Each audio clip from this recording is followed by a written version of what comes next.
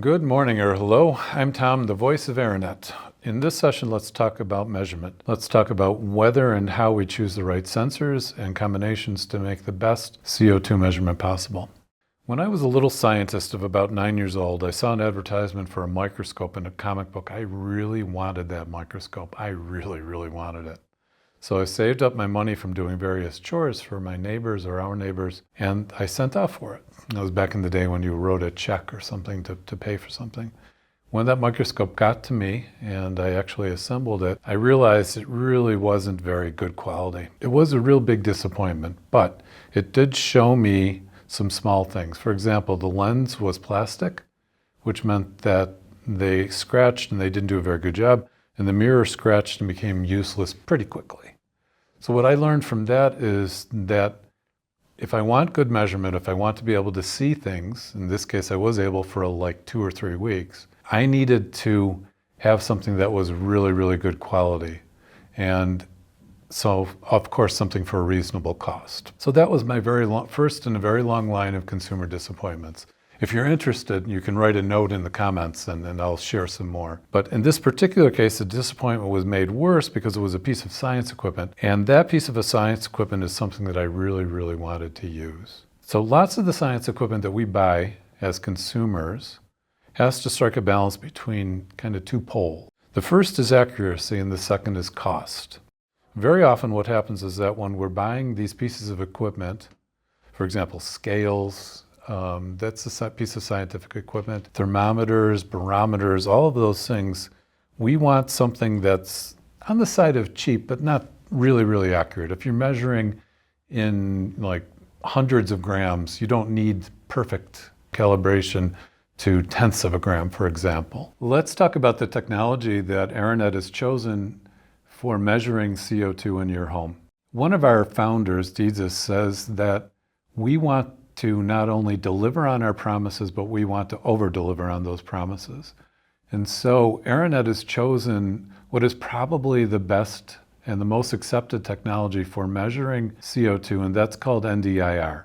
NDIR means Non-Dispersive Infrared. If you think about infrared, sounds kind of scary, right? But what all it means is that we're taking some infrared light over here on my left, and we're shooting it through, we're putting it through a sample, which would be in here, and then we're measuring how much light gets through over here.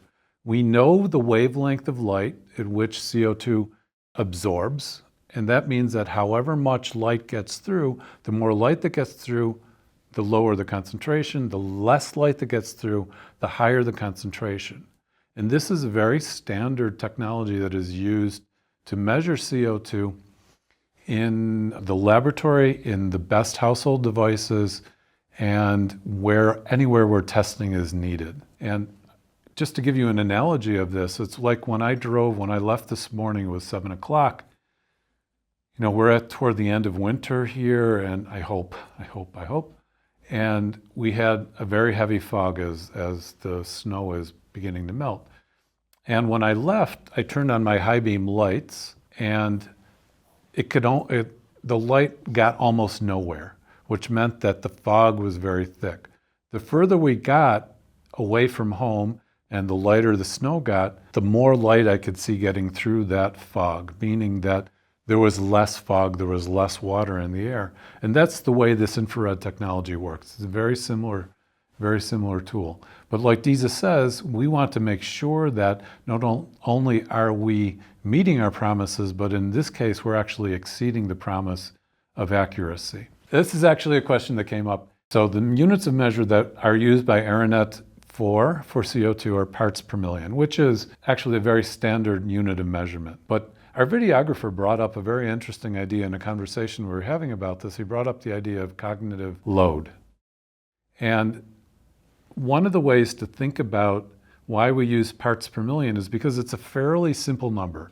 And if you focus on like 1,000 as being that number which you should start to maybe be concerned as you're going from like light CO2 into medium CO2. 1,000 is a good number to focus on. And that means that we don't have to think too hard about it. I will talk about in a little bit more depth why parts per million. If you go back to high school chemistry, you'll remember this thing called mole, M-O-L-E. And in high school chemistry, we talked about concentrations in moles per liter, which is very standard in science to talk about that. Now think about this. 1,000 parts per million in moles per liter is 4.1 times 10 to the minus 5 moles per liter. Which is easier to remember, 1,000 or 4.1 times 10 to the minus 5th? I would go for 1,000. Another one is, another way that things are often thought about in science is as percentages. But it turns out that 1,000 parts per million is 0.01%. Again, which is easier to remember, 0.01 or 1,000? I think in my case, I would go for 1,000. Now going back to cognitive load, the idea is always that we want to make sure that we have the minimal amount of information that conveys something to us, so we have space to think about other things. In the case of reading, for example, when you have to sound out a word and you're conscious of every sound you're making or thinking versus recognizing that word. If you just recognize it, cognitive load is light. So we take this step further with ARNet 4, and we give you the number so that you can keep track of it. But also we have the green, below 1,000, yellow, 1,000 and above, and then red, that scary zone. So we all know traffic lights, so this decreases our cognitive load even more. So we choose 1,000, we choose parts per million because it's easier to remember as a number. And then we use yellow, green, red because we all know it.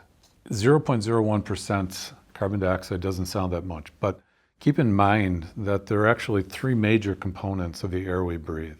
There's nitrogen, which is the hugest percentage. It's around 80% or so. And then there's oxygen, which is another 15 or so percent. And then at worst, we have 5% of carbon dioxide, at worst, right? But until recently, we thought of carbon dioxide as normal in parts per million outside as being something below 400. But the further and deeper we go into the industrial age, the higher that number gets. And now we've come to accept 420 as being a normal amount. So it's important to keep in mind that carbon dioxide typically is a very low fraction of what we're breathing. But it's a very important fraction of what we're breathing. In our ARNet 4, we have three measures. We have carbon dioxide, which is measured in parts per million. We have temperature, which is measured in degrees, whichever system of the three big systems you use. And we have relative humidity, which is measured as percentage, which is a measurement without units. Right? So relative humidity actually reflects how much humidity, how much water is being carried in the air at the temperature at which it is. A couple of years ago, I was in Indonesia, and after our wonderful first night in our room, which was nicely air conditioned, we stayed in a very nice hotel, not hotel, but actually a little resort. And I opened the door to go out. We were in front of a pool, and I felt like I was walking into a shower. The air was that heavy. I looked at the device there that told me the relative humidity. It was only at 50%. It scared me for a moment to think about what 100% humidity might feel like there. So the 50% humidity that I was seeing was very close to the 35% humidity that I saw on my ARNet 4 this morning when I looked, but it didn't feel the same.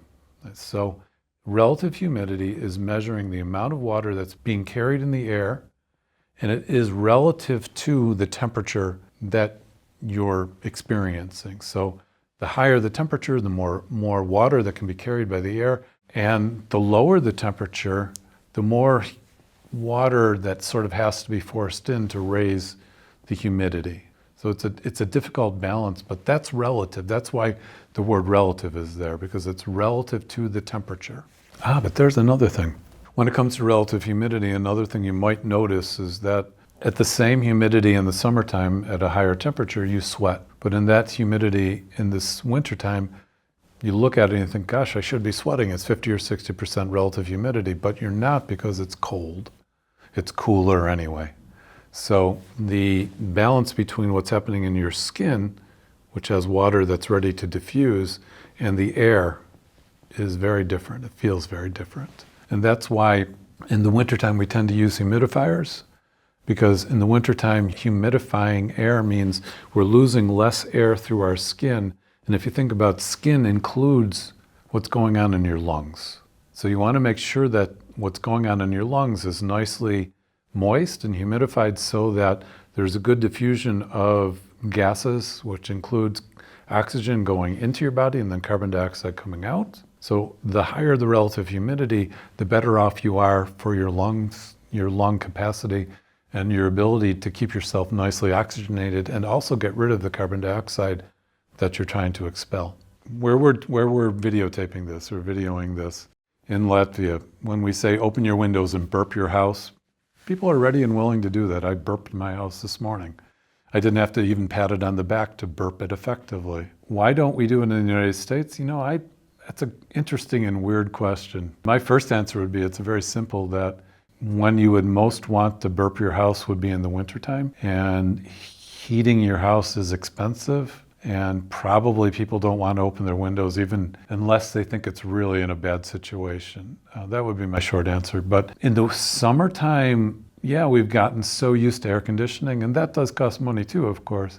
But we're so obsessed with our air conditioning and getting our temperature to like 16 or 17 degrees, which we'd never tolerate in this wintertime, that to open your window seems like, you're giving away money. So why don't people burp their houses? I would say it's because they see it as being expensive. The cold doesn't go out, the heat comes in. That's thermodynamics. So if you're burping your house, in the summertime, you are gonna warm it up a little bit inside, but how much? I wouldn't think that much, that would be that noticeable. And on the other hand, why don't people burp their houses? Another reason is because in much of the United States, we don't have, in Europe, a lot of places have radiator heat. Radiator heat does not involve exchanging air. But in much of the United States, we use forced air heating systems, which in many cases brings air from the outside. It gets heated up and then pumped into the house, which means you're bringing fresh air into the house. So, and the same with air conditioning, although a little bit to the lesser extent. But yeah, we're bringing in fresh air. But how fresh it is, that's an open question. Is there a right way to open a window? Yes. But never the way Europeans open them. Not like this. Windows are opened like this. But fully or halfway, no, it doesn't matter that much. I would say actually the more gap there is, the faster you're going to get that burp completed without having to beat your house on the back to get the air exchanged.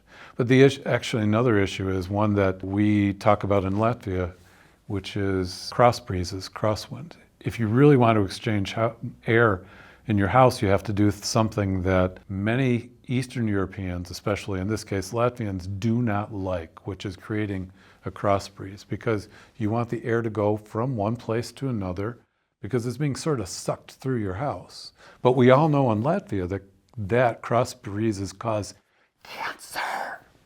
So we have to be careful. And of course that's not true, but if you're really interested in burping your house effectively, create a cross breeze. If we're bringing in fresh air, should we burp the house? I would say yes, because the air that's coming in through the furnace, remember, and the air conditioning, it is being pushed through filters and all kinds of other things, and so it probably does carry more dust with it than you would get through a window. And also the air that you're getting through a window is going to come more directly and come in a higher volume and more quickly. Also, there is some circulation of fresh air, but there's also a lot of recirculation that occurs. So yeah, you're going to want to burp the house because you want to overcome that recirculation part. If you do not clean the filters on your furnace, then probably it's in your best interest to either clean those filters or burp your house. The filters can be of two sorts. There's electronic filter, which is a wire, it's ionized, and then it kind of dust sticks to it.